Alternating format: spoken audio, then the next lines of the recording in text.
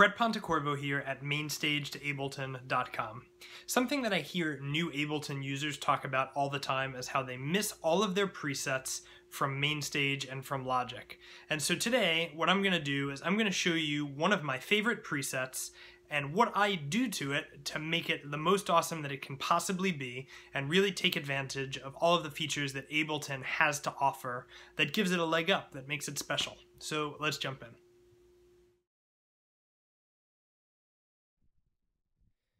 Alright, so let's start by taking a listen to this sound.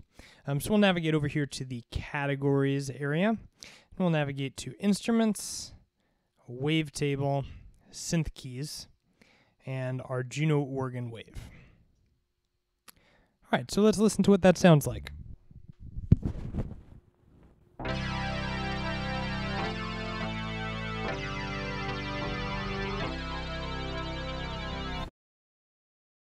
So as you can hear, that's a really dense, complicated, complex, smooth sound. And it's one that I happen to like, but there are some things that I would really like to have control over.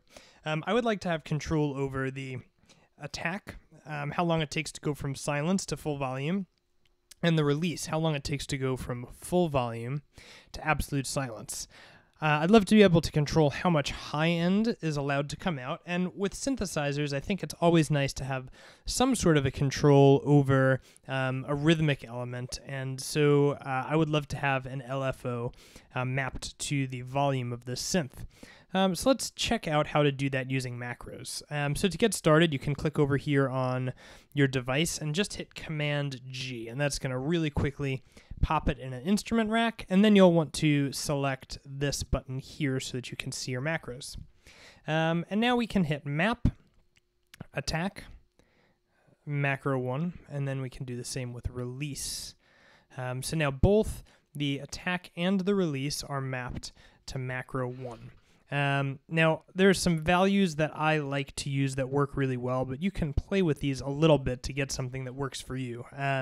So my minimum for the attack, I like to use 0.75 milliseconds, and for the max, I like to use 1.33. And for our release, I like to use 30.6, and for our maximum, I like to use about 4.8 if you can get to it. There you go. That is close enough. Cool. So now when I click Map, got those values set. So let's take a listen to what that does.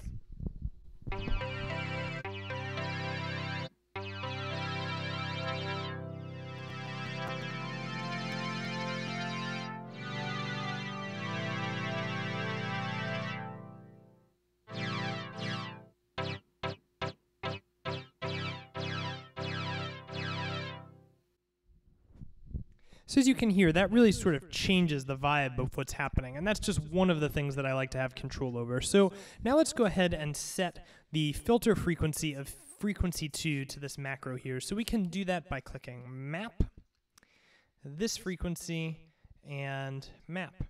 Now again, values are super important, setting maximum and minimum ranges, because that allows you to not have to pay attention too much to your macro, and then you can focus more on playing and less on turning knobs, which is, fine, but you want to have the most control that you can possibly have.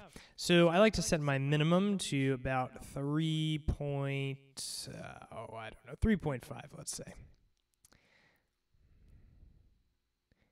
It's good, and I would like to set my maximum all the way up. So we'll click Map, and now let's take a listen to what that allows us to do.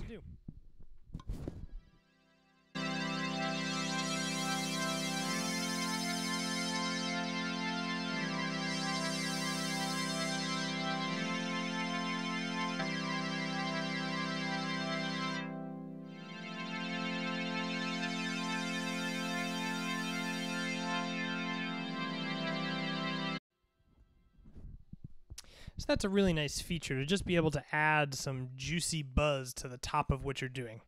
Now the next thing really can add a lot in a live performance situation. And so what we're going to do is we're going to set LFO1 to be in control of our amplitude. So let's start by getting that set up to our macros. So we'll click Map again, and then we'll click the rate, and we'll put the rate on macro 3. Then we'll put the amount on macro 4.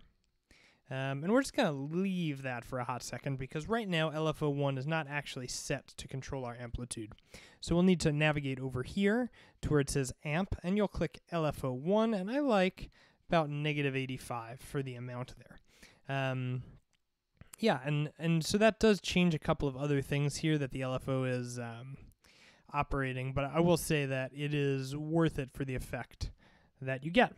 One other thing that you'll need to do here is we want to set our LFO's attack to no time, and you can do that by double-clicking, and the shape also to 0, because we really want a genuine sine wave.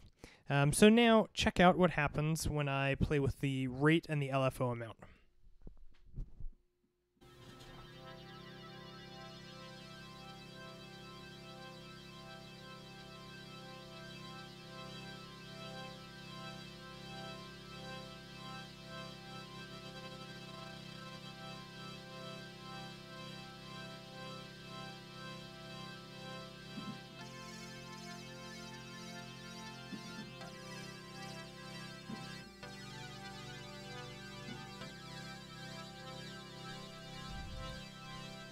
So you'll see that's done a lot in terms of adding rhythm to our synthesizer, and that's a really nice thing to have control over.